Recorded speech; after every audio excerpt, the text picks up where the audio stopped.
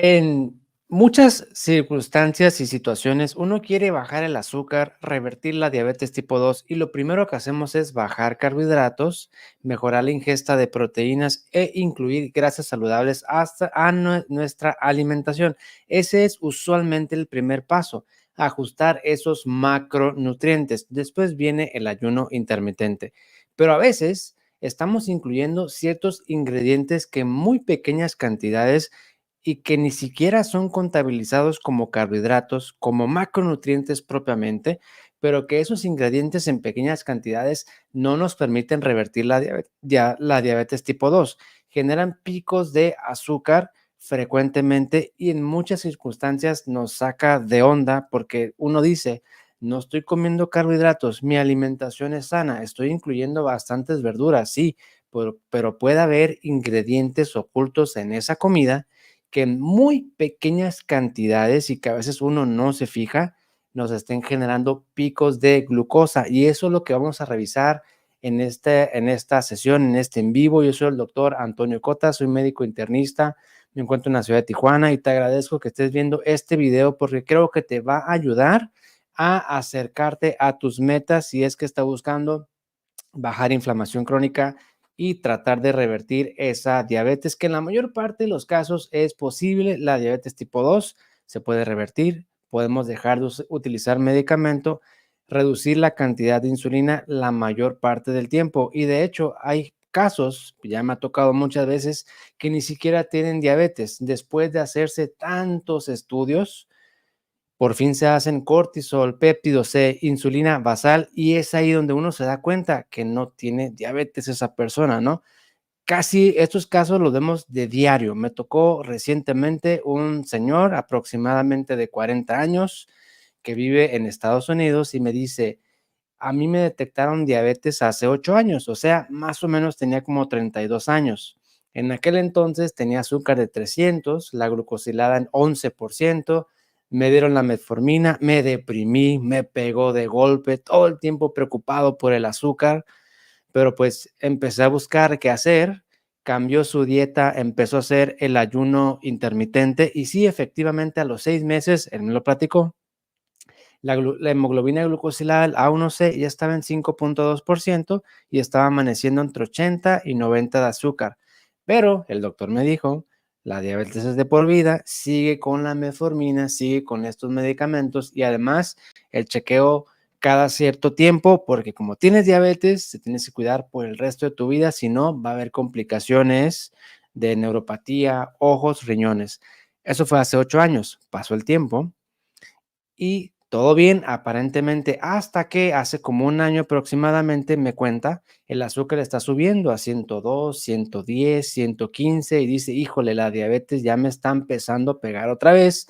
Y no solo eso, ahora tengo neuropatía. Esta molestia en los pies, en la pantorrilla, no me deja. Son calambres, es una quemazón. Los doctores me dicen que es por lo mismo, que es por una neuropatía diabética, puro medicamento, pero la verdad es que no me siento bien y no me dan razón de qué es lo que tengo, ¿no? Por eso agendó una consulta conmigo, me piden mi opinión, pero se hizo los estudios completos, péptido C, insulina basal, cortisol, proteína C reactiva, etcétera, etcétera. Veo los estudios, veo que tienen el azúcar en 108, como él dice, ¿no? Arriba de 100. Hemoglobina glucosilada en 5% y veo que no hay resistencia y veo que tampoco el cortisol está elevado y que tampoco es inflamación crónica. Entonces, es ahí donde viene la situación, tratar de decirle que no tiene diabetes, que a lo mejor en aquel entonces la tuvo y que no la tiene, y que como no la tiene, ha seguido tomando la metformina por indicación médica, por supuesto, y ahora esa metformina le está causando esa neuropatía. Esto lo he visto muchas veces. Las personas que toman metformina, a lo mejor en un principio aparentemente el azúcar les baja, pero con el tiempo ese mismo medicamento genera neuropatía. Y esto es lo triste del caso. Desde hace 8 años revirtió la diabetes, nadie se lo dijo, pero él siguió viviendo todo ese tiempo con la mortificación, con el problema, con el estrés y nadie nunca le dijo nada y ahora tienes neuropatía por diabetes. Momento, tienen su azúcar en 102, 105, la glucosilada en 5%, esa no es una neuropatía por diabetes. La persona que tiene neuropatía por diabetes es aquella persona que ha estado descontrolada por mucho tiempo o que toma una gran cantidad de medicamentos. Esta persona toma 2 metforminas a la semana, o sea, es casi nada. Eso no es una neuropatía por diabetes, pero bueno, ese fue em, el caso que me tocó recientemente y quise compartirlos con ustedes.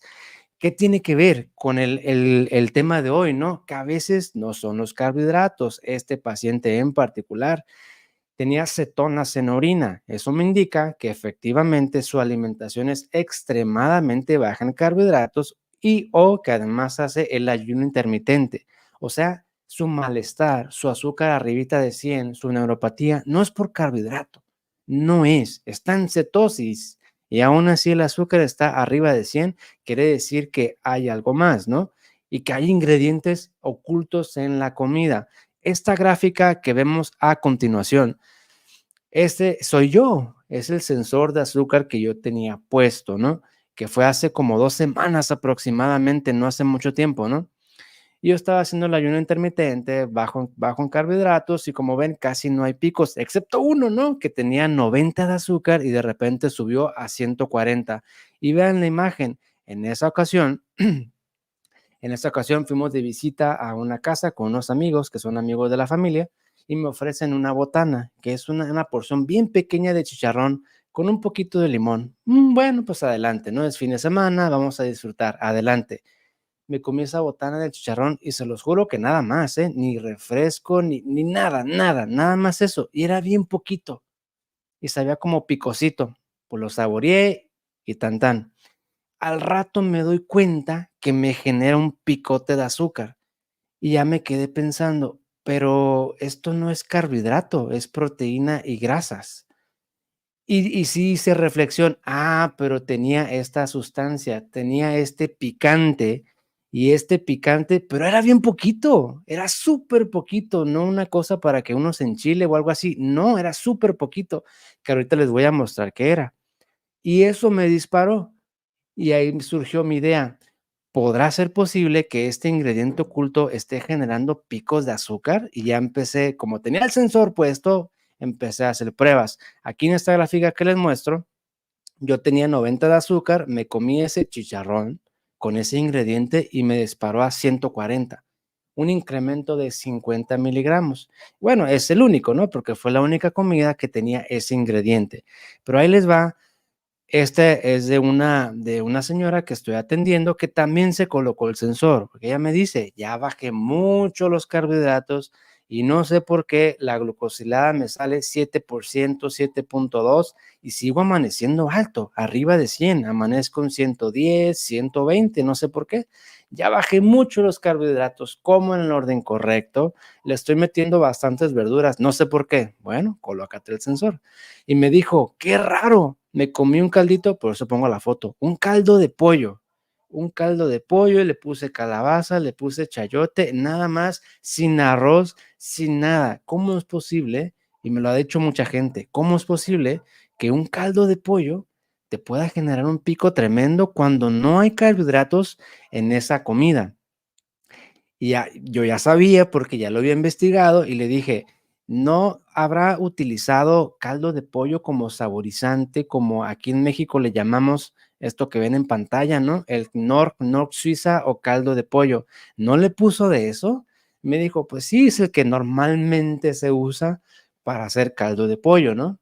Le dije: "Pues es que ahí está el error, es que esas cosas, y también en otros alimentos, traen un ingrediente que se llama glutamato monosódico, que es un saborizante artificial, por así decirlo, y que el objetivo también es hacernos adictos a ese tipo de alimento y que en muy pequeñas cantidades te dispara tremendamente el azúcar". Esto yo creo va a responder la pregunta que mucha gente me la ha realizado.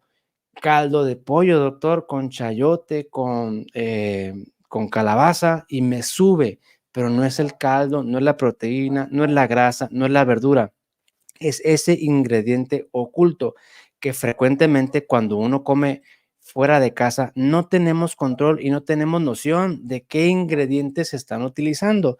Generalmente cuando uno come fuera, Salvo algunas excepciones, van a utilizar lo que es más sabroso y más rico. Pues claro, es el negocio, ¿no? Es el business. Y te quieren dar una buena experiencia y que te vayas con un buen sabor de boca. Totalmente válido, nada en contra de ello. Pero cuando uno busca cuidar la salud, debemos de tener en cuenta ese punto. Si vamos a comer fuera o vamos a utilizar ciertos ingredientes, hay que tener cuidado. Es que es poquito, eso poquito sube un montón ese nivel de azúcar. Y se los digo yo, que ya me coloqué el sensor a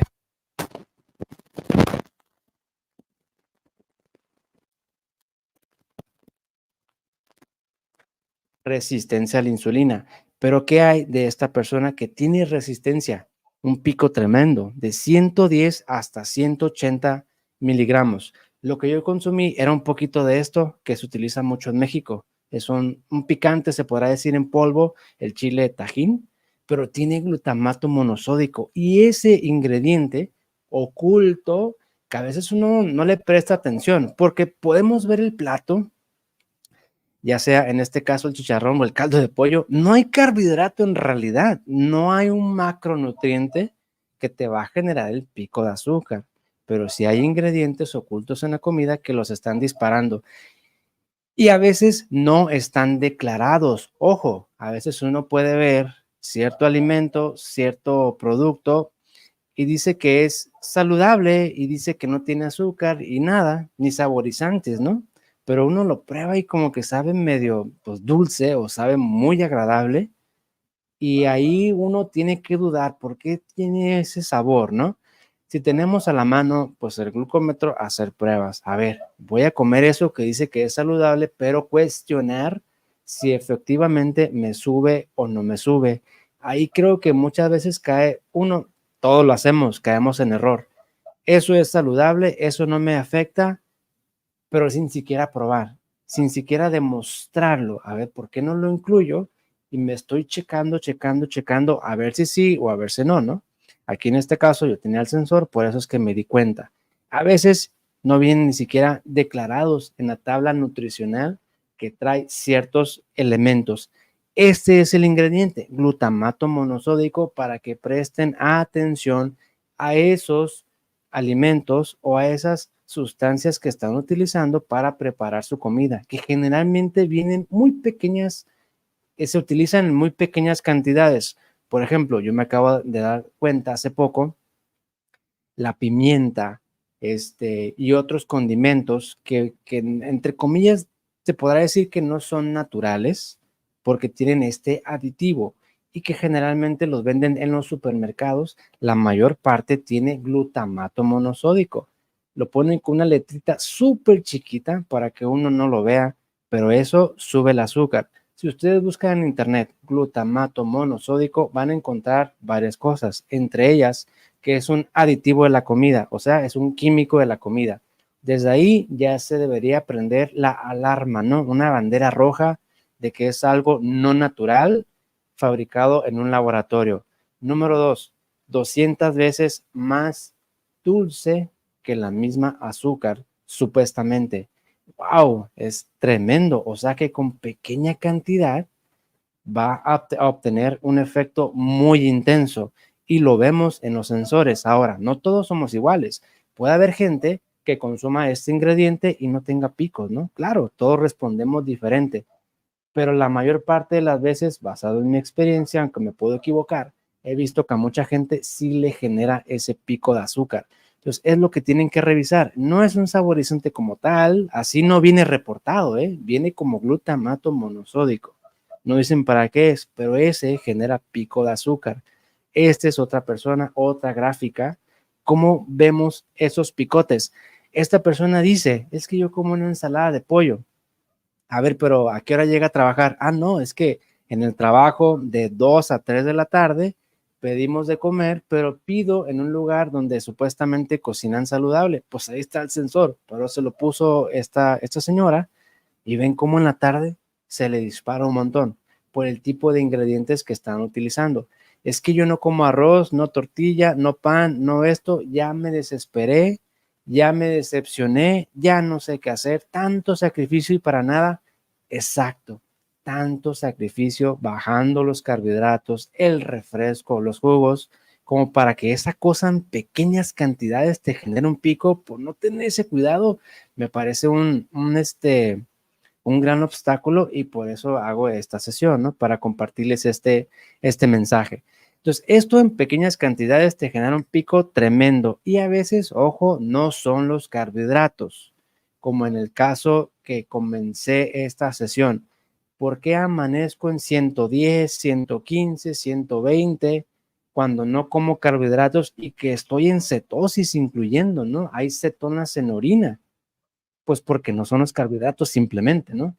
Si no hay carbohidratos, si el azúcar está alto, no es el carbohidrato el problema, pueden ser un sinfín de factores, entre ellos para que agregue a la lista de situaciones a detectar y si lo tiene, corregir o mejorar como otro causante de elevación de azúcar. Esto con el tiempo, picos de azúcar, aunque no consumamos muchos carbohidratos, genera resistencia. Con un pico de azúcar va acompañado de un pico de insulina. Eso con el tiempo genera resistencia a la insulina y todos los problemas derivados de la resistencia a la insulina y esos picos de insulina intensos, seguidos, casi diario, generan agotamiento pancreático.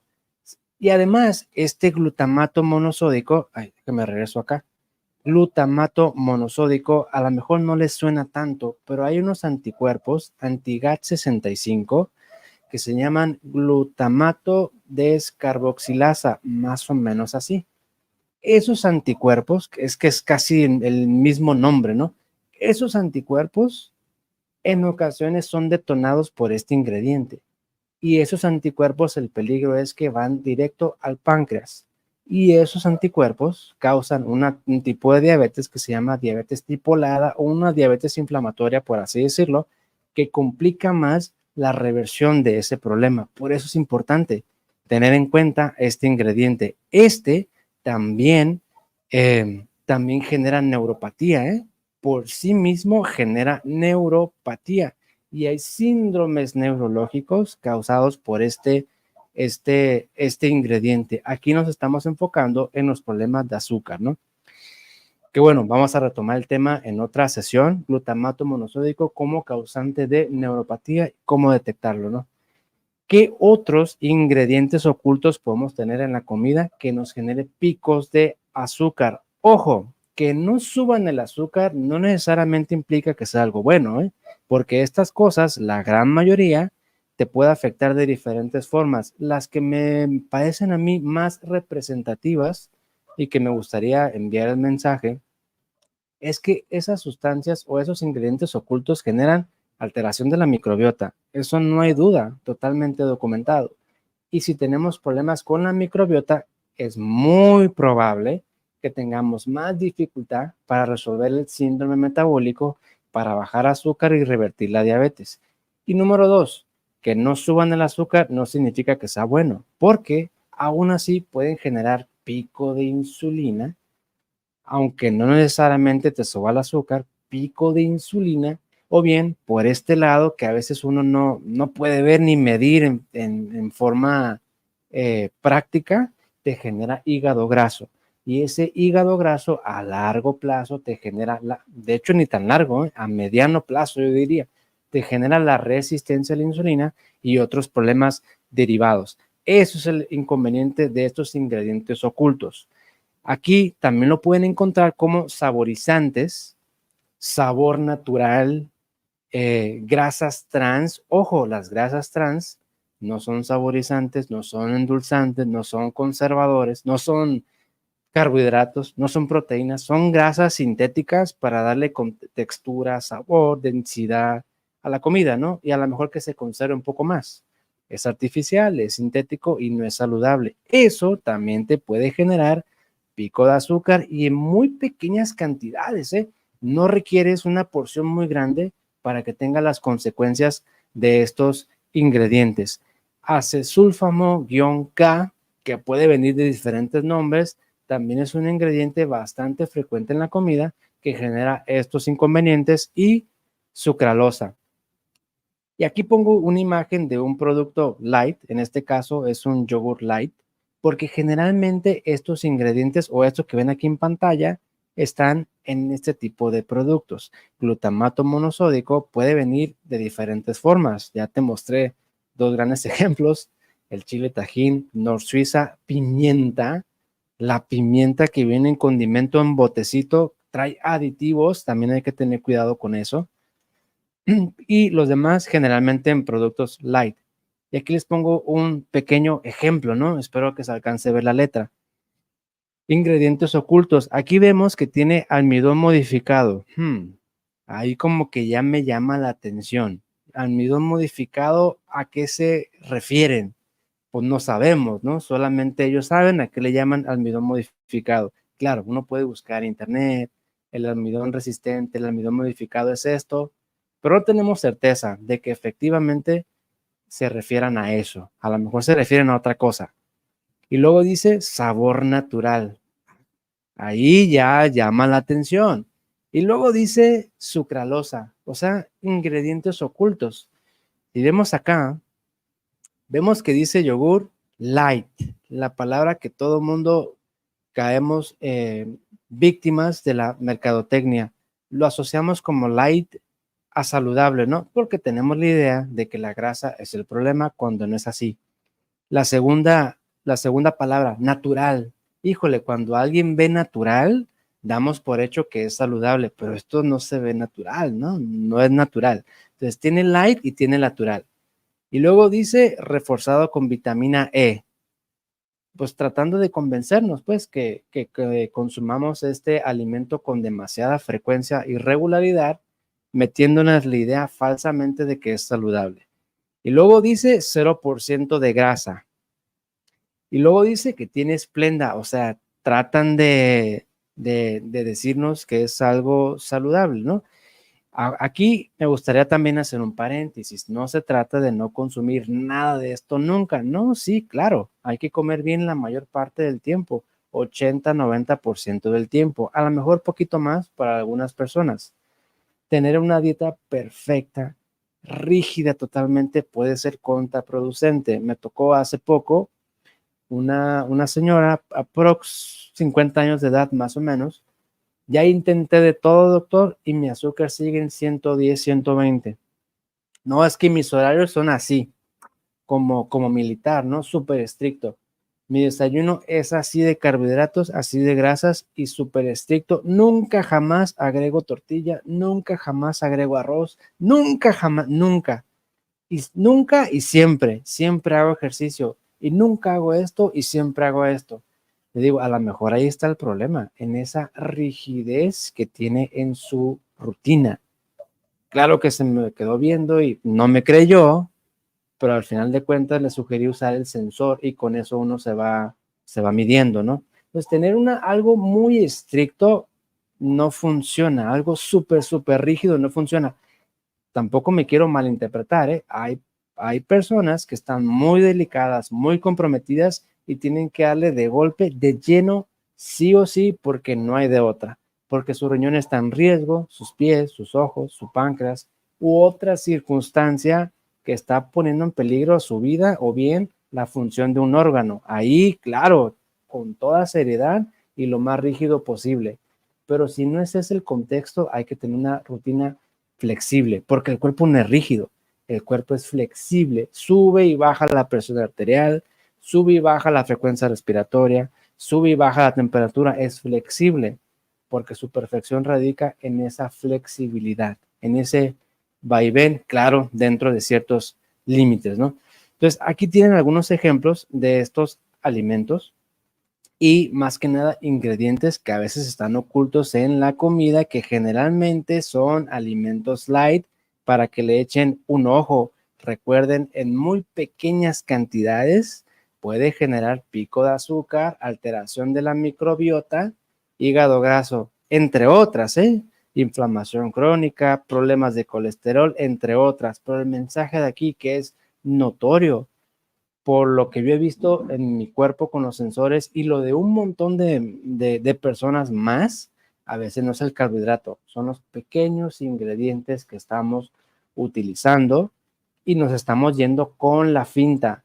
no es que es pimienta, no es que es sal de tal tipo, no es que es light, no es que es tortilla keto y muy saludable. Puede ser que no, puede ser que contenga algo que nos esté afectando. Lo invito a revisar eso, a cuestionar si esos detallitos, los extras de la comida en pequeñas cantidades, le están afectando, o bien puede empezar haciendo una revisión de lo que usted tiene en la casa, lo que tiene ahí tal cual, vaya viendo y vaya buscando esto al menos: glutamato monosódico, sucralosa, sucralfamo, lo que vieron aquí en pantalla. Pues puede haber otros más, ¿verdad? Pero estos, creo yo, son los más representativos, y que a veces es eso lo que no permite revertir por completo esa diabetes tipo 2.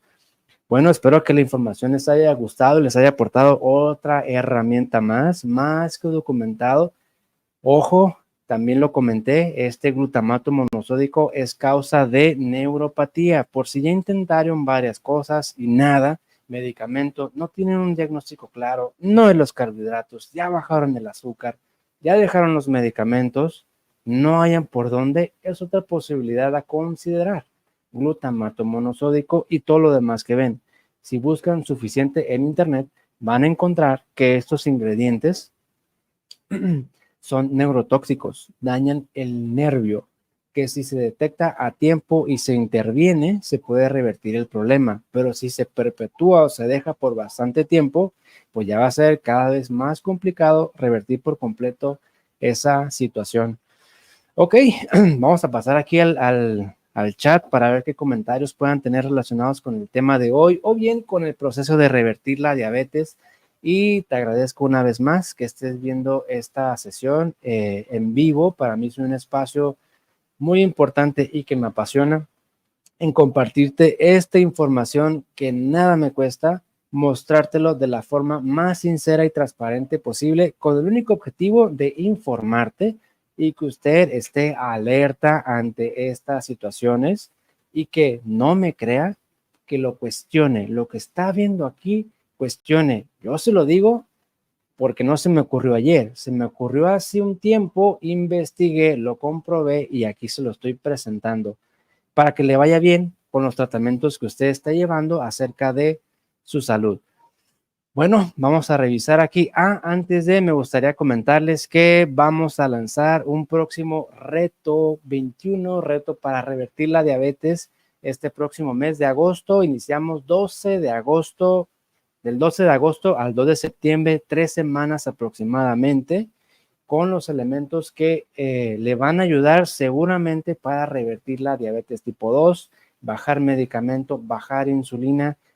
Va a tener una guía bastante completa de qué es lo que tiene que hacer, y sobre todo, porque lo vimos en la primera edición del reto, vimos que hay mucha confusión al hacer una dieta baja en carbohidratos. Generalmente uno tiene la idea de que es comer poquito, porque hay mucha información en internet, pero también hay mucha confusión. Entonces, al mostrar ahí los platillos, los menús que también va incluido en este programa del reto de 21, la gente se da cuenta, o los que participan, de qué es realmente llevar una dieta baja en carbohidratos. Y se dan cuenta porque lo comentan: con razón el azúcar no me bajaba. Yo estaba haciendo esto, pero ya vi que la comida tiene que ser así, ¿no? Y con una guía no hay pierde. Si uno lo hace, obtiene buenos resultados. Guía de ayuno intermitente, suplementos, entre otros elementos que seguramente le van a ayudar para revertir este problema. Puede llamar o marcar, puede llamar o mandar un mensaje vía WhatsApp al número que ve en pantalla. Próxima semana iniciamos inscripciones 12 de agosto del 2024 al 2 de septiembre del 2024. Reto para revertir la diabetes tipo 2. No se va a arrepentir, le va a gustar un montón, estoy seguro. Bueno, vamos a pasar aquí a los comentarios. Primero le mando un saludo a Ezequiel García. Dice: gracias por darme señales. Pues espero que esta información y los demás videos que tenemos en el canal le ayuden con este tema. Generalmente hay mucha confusión y poca orientación, yo creo que es la palabra adecuada, por parte de nosotros mismos los médicos. Bueno, antes yo lo hacía, creo que hoy ya no, o mucho menos. Antes yo recibía a personas en el consultorio normal, o bien internados en medicina interna, Y era como los demás, ¿no? Medicamento y hasta ahí, pero dejas a la persona con una gran lista de preguntas, incertidumbres, inquietudes, miedos, preocupaciones, y peor tantito, uno piensa que ayuda con esos tratamientos que son incompletos. Falta lo de la dieta, lo del ayuno, lo del sueño, lo del cortisol, orientar, realmente orientar. Me di cuenta de esa situación y lo empecé a cambiar poco a poco y pues aquí estamos, ¿no? Compartiendo estas recomendaciones. Gracias, señor Ezequiel García. Espero se encuentre bastante bien. Igualmente, señor Ignacio dice, gracias por la oportunidad de aprender más cada día. De eso se trata, porque la medicina no termina como ninguna otra rama, ¿no? Más que aquí estamos hablando de temas de salud. Y siempre es bueno estar en la jugada, porque lo que hoy sabemos puede que en un futuro, no muy lejano, deje de ser verdad. Lo que estamos hablando en este video es lo mejor que hay, creo yo, pero eventualmente esto puede cambiar y hay que estar abiertos ante eso, ¿no? Hay que estar en la jugada. Gracias por estar aquí conectado y espero que este video le ayude en otros aspectos. Ok, aquí nos manda un saludo Rocío Rosas, gracias desde Acapulco. Yo estoy en la ciudad de Tijuana, espero se encuentre bastante bien usted. Yolanda Moreno me pregunta cómo puede agendar consulta. Le pongo aquí el número en pantalla, mire, puede llamar o algún otro interesado. Manden un mensaje de WhatsApp también y ahí le dan la información de los servicios que tenemos acerca de las consultas y otros programas que están buscando revertir este problema de la diabetes. Aquí está el número en pantalla, ¿no? Ok, vamos a seguir aquí con los comentarios. Aquí me pregunta la señora Marta García Castillo, péptido C o C-peptide, que le llaman en inglés, es una muestra de sangre para ver cuánta insulina está produciendo el páncreas, porque esto es clave. Esto permite, número uno, confirmar que sí tenga diabetes esa persona, ¿no? A veces ni siquiera tiene. Número dos, ver cuánta insulina está produciendo, es decir, confirmar qué tipo de diabetes tiene, si es que sí tiene ese problema, ¿no? Y número tres, nos permite saber qué tanto hay que agregar en el tratamiento. Si vemos un páncreas bien, produce insulina, el azúcar está alto, bueno, pero el páncreas está bien, pues lo va a revertir con dieta, ayuno y otros elementos. Pero si el azúcar está alta, el páncreas funciona, pero no produce tanta insulina, cursa con agotamiento pancreático, no hay anticuerpos de los que comentamos previamente, tiene que ser más intensivo y más cuidadoso con esos carbohidratos. Es que no me como 2 tortillas al día, no va a revertir esa persona que tiene agotamiento, ¿no? Un agotamiento es literalmente el páncreas está cansado. Sí funciona, pero está soltando muy poca insulina. ¿Qué hay que hacer? Dejarlo descansar. Los horarios, una herramientas de la cronomedicina, ¿no? Tus horarios, tus rutinas, el día y la noche, el descanso, la melatonina, bajar mucho los carbohidratos, el ayuno intermitente, entre otras cosas, para que ese páncreas termine de descansar literalmente y pueda producir la insulina que el cuerpo necesita. El péptido C es clave. Tenemos el azúcar alto. ¿Qué es lo más importante? La hormona más importante que regula la glucosa, la insulina. ¿No será bueno medir cómo produce el páncreas la insulina? Pues claro, ¿no? De ahí hay que partir el tratamiento. Espero haberle contestado. Señora Esther Romero, igualmente un saludo. Usted en Tecate, yo acá en Tijuana. Espero se encuentre muy bien usted. Y si me hace, bueno, vamos a mandar un mensaje porque tengo una pregunta para usted, una preocupación, se podrá decir. Ok, vamos a ver aquí. Igual, este Romero dice, es que el caldo de pollo es veneno puro. Sí, no, si se hace de forma natural no habría tanto problema y con ciertos cuidados, pero si le agregamos esos ingredientes, pues ya vimos, ¿no? En la sesión de hoy, cómo genera un montón de pico de azúcar que a largo plazo no es muy bueno. Estamos intentando pues mejorar nuestra salud, ¿no? El señor Kimley dice, mis preguntas han sido respondidas en esta cátedra. Gracias por tanta información.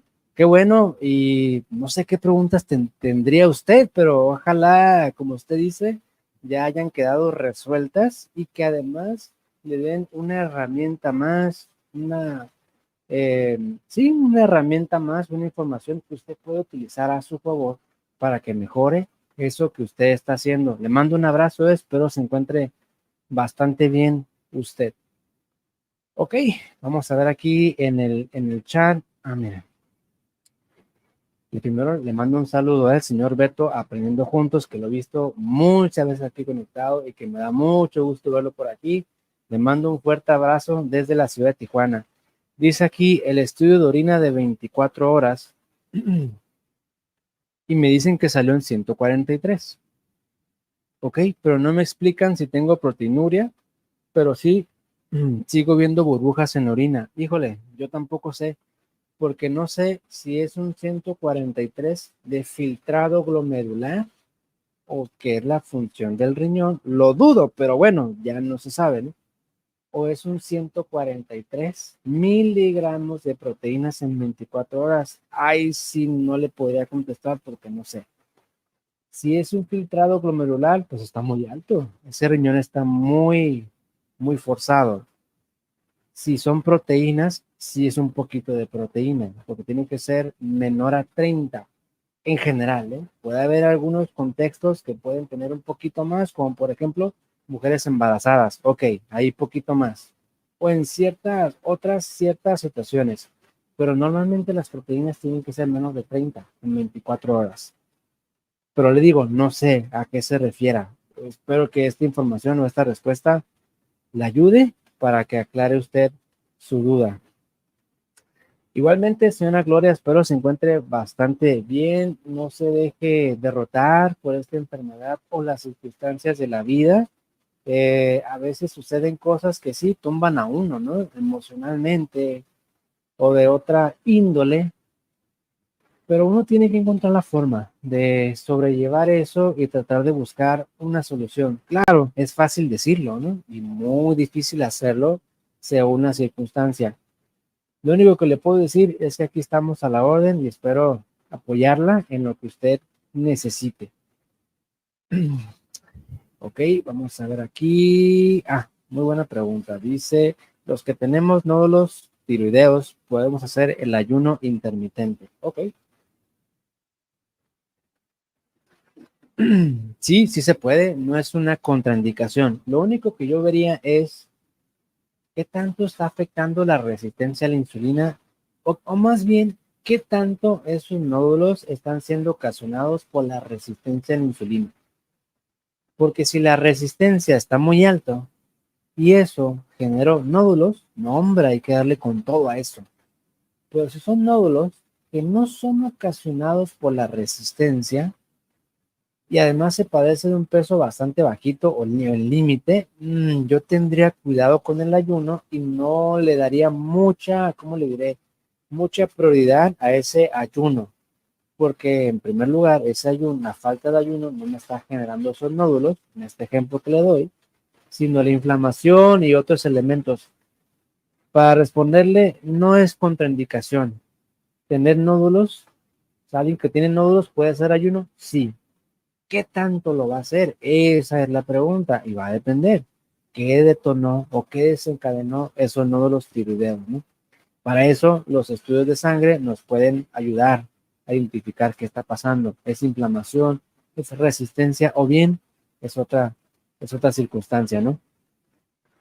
Laura Flores, igualmente bendiciones, espero se encuentre bastante bien. Gracias por haberse conectado a esta sesión y espero que este mensaje le ayude a usted y como a otros más, porque sí es algo que he visto muy seguido y que lo veo en los grupos de WhatsApp que tenemos, en las comunidades, es que yo comí tal y me disparó, no había carbohidratos, hay ingredientes ocultos en esa comida. En alguna ocasión, aunque de esto todavía no estoy muy seguro, tengo que investigar un poco más y hacer más pruebas.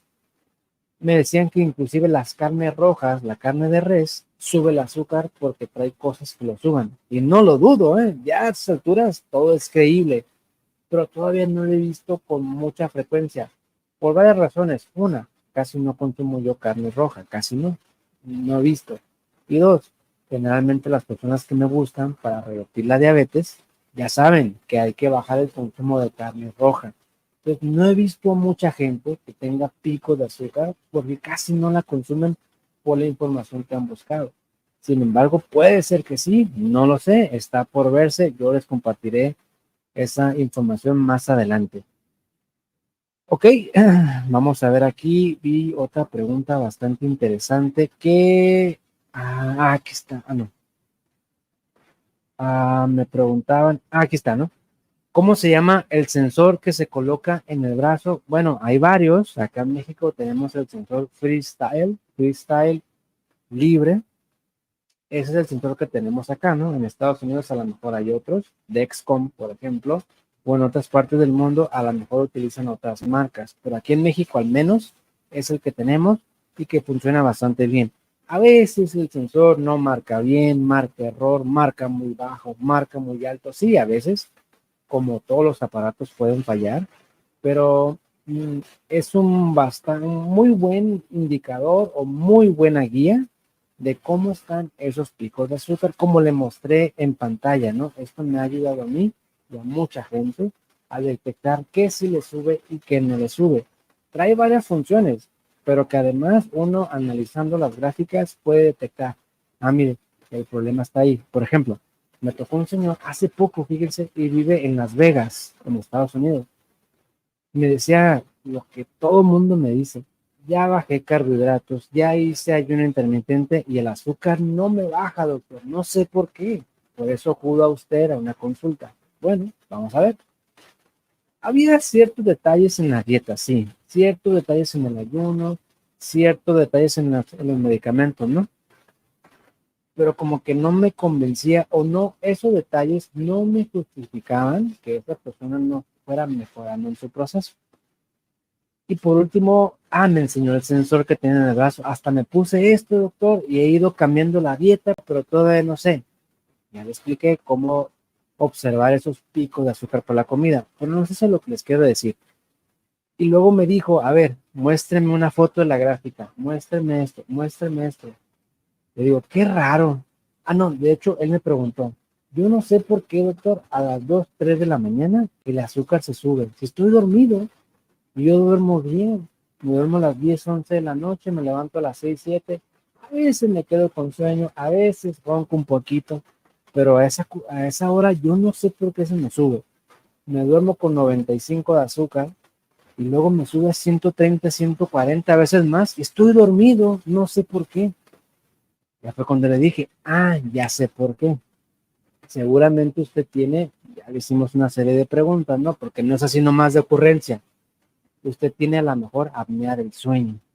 Y me dijo, por eso ronco y por eso me están recomendando un estudio del sueño, una polisomnografía, porque están sospechando de que a lo mejor tengo apnea del sueño. Pues está, es un trastorno del sueño que no es insomnio como tal, no son terrores nocturnos o pesadillas como tal, no es ansiedad, no es estrés, no, simplemente es una apnea del sueño.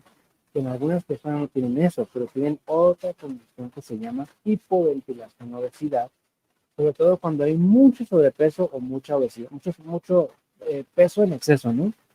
Eso hace que la respiración sea superficial durante la noche, baja tu oxigenación, que en ese estudio lo miden, índice de, ¿cómo se llama? Índice de saturación o índice de oxigenación. El caso es que lo miden.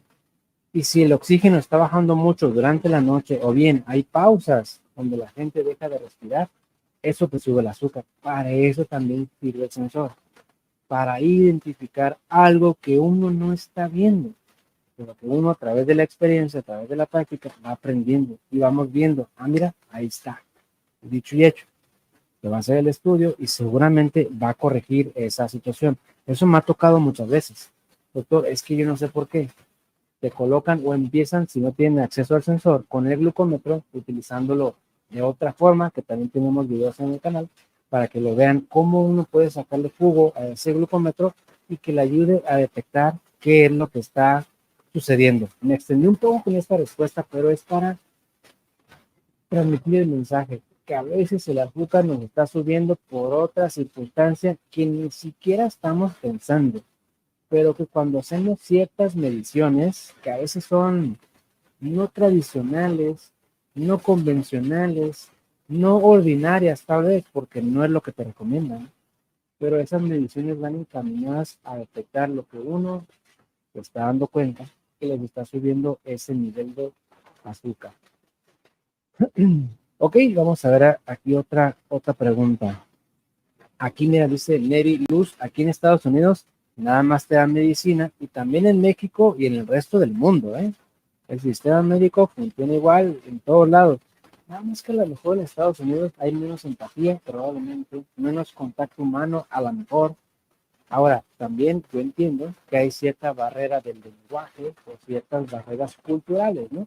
La gente que migra a Estados Unidos, que no nació ahí, que no creció ahí, a lo mejor hay un choque cultural, un choque del lenguaje, que eso también dificulta la comunicación en cierta parte. Pero sí, como usted dice, en cualquier lugar del mundo, uno va, tienes el azúcar alta, tienes diabetes, ahí te dan medicamento como robot, sin pensar, sin hacer un análisis. Pero eso así está diseñado. Así nos entrenaron, a mí me entrenaron.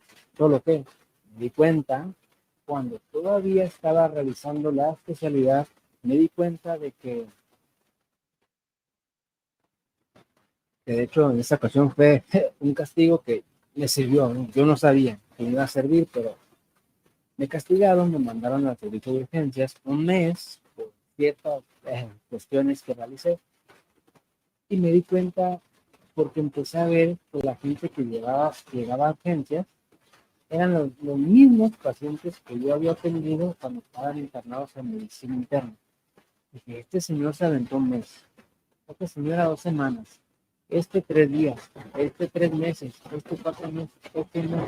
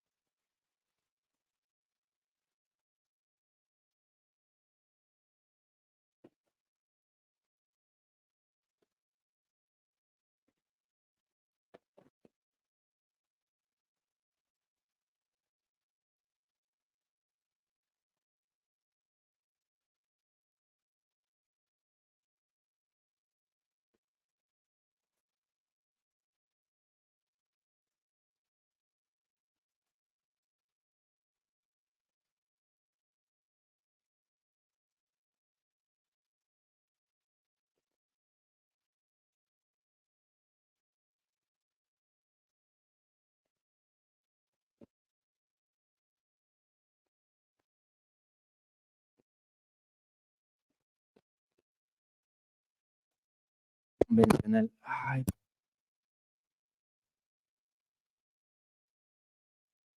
perdí el audio nuevamente. Los voy a dejar. Espero que este video les haya gustado. Híjole.